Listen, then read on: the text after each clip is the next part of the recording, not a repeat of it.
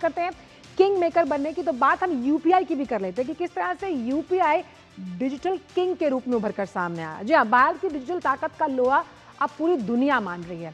UPI यानी कि unified payments interface, जिसका इस्तेमाल मैं, आप, हम सब करते हैं, कुछ साल पहले तक सिर्फ बाजारों तक, कुछ गलियों तक सीमित था, लेकिन अब हम देख रहे हैं कि 7 समंदर पार विदेशी धरती पर भी ये अपनी धाक जमा रहा है। बात हम फ्रांस की करें, हम बात करते हैं श्रीलंका की, बात करें साइप्रस की, ऐसे कई 23 से ज़्यादा देश हैं जो इस तकनीक को अपना चुके हैं।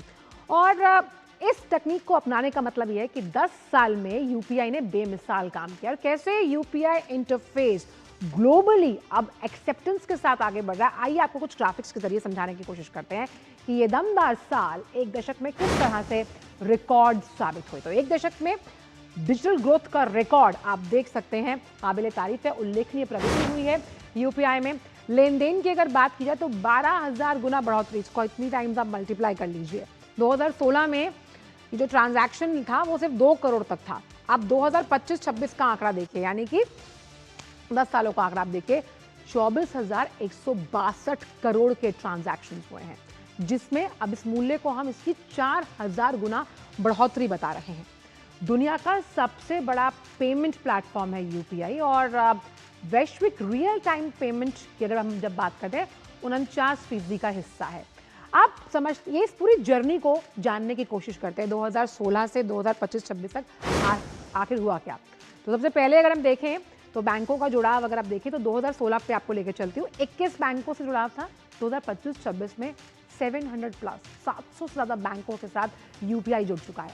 अगर हम ईयर ऑन ईयर ट्रांजैक्शंस को देखें तो 2016 में मैंने आपको पहले भी आंकड़ा बताया 2 करोड़, लेकिन 2025-26 तक आते ही ये आंकड़ा 24,162 करोड़ तक पहुंच गया। अब इसकी ईयर ऑन ईयर वैल्यू की बात करते हैं तो 2016-17 में ये वैल्यू 0.07 लाख करोड़ थी, और 2025-26 में ये 314 लाख करोड़ तक पहुंच गई। अब इसको हम डेली रूटीन में जब इसका इस्तेमाल करते हैं तो 2016 में बहुत सीमित उपयोग था, लेकिन 2025 का आंकड़ा आप देखिए डबल डिजिट में है। 66 करोड़ का ट्रांजैक्शन एवरी डे यानी प्रतिदिन किया जाता है। भारत में इसका उपयोग 2016 में सीमित माना गया, लेकिन 2025-26 में इसी उपयोग को हम 85% मान रहे हैं और डिजिटल भुगतानों का इसे हिस्सा माना गया। अब यूपीआई स्वीकार करने वाले यानी कि इस पूरे पेमेंट सिस्टम की संरचना को स्वीकार करने वाले कौन से वो देश हैं जो आज भारत से इसको कहीं ना कहीं ले रहे हैं। तो मैंने जिक्र किया था UAE, Singapore, France, Bhutan, Nepal. आप देख सकते हैं ये तमाम वो देश हैं जिन्होंने यूपीआई के इस पेमेंट स्ट्रक्चर को एक्सेप्ट किया, तारीफ की, और नेपाल के साथ श्रीलंका, मॉरिशस, कतर देशों का अभी सिलसिला आगे भी जारी है। और ये पेमेंट मॉडल कई देशों के लिए हम मान सकते हैं एक प्रेरणा स्रोत रहा, और लोगों ने इसे एक्सेप्ट किया कि क्योंकि जब आप डिजिटली लेन देन करते हैं और उस लेन देन को और आसान सुगम बनाने के लिए यूपीआई स्वीकार करने वाले तमाम देश इस फहरिस्त में शामिल हैं। हमारे जो वरिष्ठ सहयोगी हैं अजय मिश्र, सीधे उनका रुख करते हैं।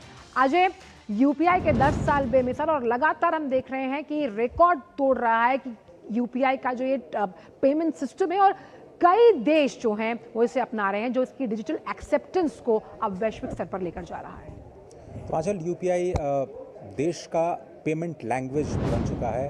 डेटा सॉवरेंटी के लिहाज से ये भारत की इंडिपेंडेंस की कहानी कहता है। यूपीआई सिर्फ एक डिजिटल ट्रांजैक्शन का माध्यम नहीं है, ये देश की जो डेटा सॉवरेंटी है और इसे पूरी दुनिया का एक फिनटेक पावर बनाता है। क्योंकि जो भारत ने डिजिटल पब्लिक इंफ्रास्ट्रक्चर तैयार किया है, अब रियल टाइम पेमेंट की अगर आप बात करें तो भारत के अलावा ऐसा कोई देश नहीं है जो इस तरह का रियल टाइम इंटर ऑपरेटेबिलिटी जो कि अलग अलग कंपनीज के बीच में हो, ऐसा आपको मिले। चाइना की अगर आप बात करें, वहाँ पर जो वी चैट सिस्टम है, वी पेमेंट सिस्टम है, अली पेमेंट सिस्टम है, वो अपने अपने पेमेंट सिस्टम को तो गवर्न करते हैं, आपस में इंटर ऑपरेट नहीं कर पाते हैं। आप मास्टर कार्ड की बात कर लें, वीज़ा की बात कर लें, वो फ्री नहीं है। ये भारत का एक ऐसा सिस्टम है जो ज़ीरो कॉस्ट या बहुत ही मिनिमम कॉस्ट में आपको रियल टाइम पेमेंट की आज़ादी देता है। और इसीलिए कहा जाता है कि जो भारत ने ये सिस्टम तैयार किया है, पूरी दुनिया उसकी ओर निगाह लगा करके बैठी है। आपने देखा कि किस तरह से डाटा सॉवरेंटी को, डिजिटल सॉवरेंटी को प्रमोट करने के लिए G20 में भी इसका इस्तेमाल किया गया। और बहुत सारे जो ग्लोबल साउथ के जो देश हैं वो इससे काफ़ी कुछ सीख रहे हैं, और हो सकता है कि आने वाले दिनों में ये मॉडल जो है वो पूरी दुनिया तक पहुँचे। तो एक बड़ा कीर्तिमान है और एक बड़ी सफलता कही जा सकती है। और मुझे याद है कि जो G20 के शेरपा हैं अमिताभ कांत, उन्होंने एक बार कहा था कि हम DPI के जरिए वो सिर्फ 1 दशक में हासिल कर पाए, जिससे हासिल करने के लिए शायद हमें इससे ज़्यादा साल लगते हैं। और ये जो इंटर ऑपरेटिबिलिटी है, ये कहीं ना कहीं बहुत मददगार साबित हुई है UPI के लिए। बिल्कुल 40 से 42 साल का वक्त लग जाता है, जो हमने पिछले 9-10 सालों में हासिल किया है। और अगर आप एवरेज पेमेंट का साइज़ देखें आंचल, तो वो 1200 रुपए के आसपास है। 100 रुपये से लेकर के 500 रुपये तक के जो ट्रांजेक्शन्स होते हैं वो सबसे ज़्यादा होते हैं।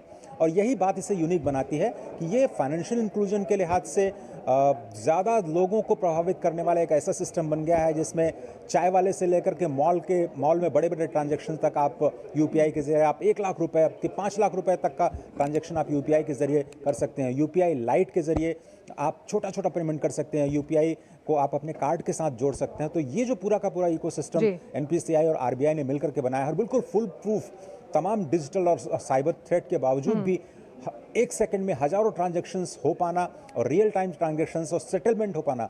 बड़े बड़े विकसित देशों में सेटलमेंट में वक्त लगता है एक बैंक से दूसरे बैंक में जाने में। यहाँ आप केवल स्कैन कीजिए, मोबाइल से स्कैन कीजिए और बैंक से बैंक पैसा ट्रांसफ़र हो जाता है, वॉलेट टू बैंक पैसा ट्रांसफ़र हो जाता है, कार्ड से आपके वॉलेट में आ जाता है। अपने आप में ये भारत को एक तरह से डिजिटल पेमेंट का सुपर पावर बनाता है। भारत की डिजिटल ताकत है, डिजिटल फ्रीडम है कि आप देखिए कि कोई सब्जी वाला है, कोई ठेले वाला है, अगर आप उससे 10 रुपये का पेमेंट भी लेते हैं तो फटाक से आपके पास ये मैसेज आता है कि आपके अकाउंट से पैसा गया, उसके अकाउंट तक पहुँचा। बहुत बहुत शुक्रिया अजय इन तमाम जानकारी को हमसे साझा करने के लिए। तो आज न्यूज़ पंच में इतना ही। आपसे मुलाकात होगी कल कुछ और नई टॉप लाइन्स और नए मुद्दों के साथ। मुझे मेरी पूरी टीम को दीजिए इजाजत।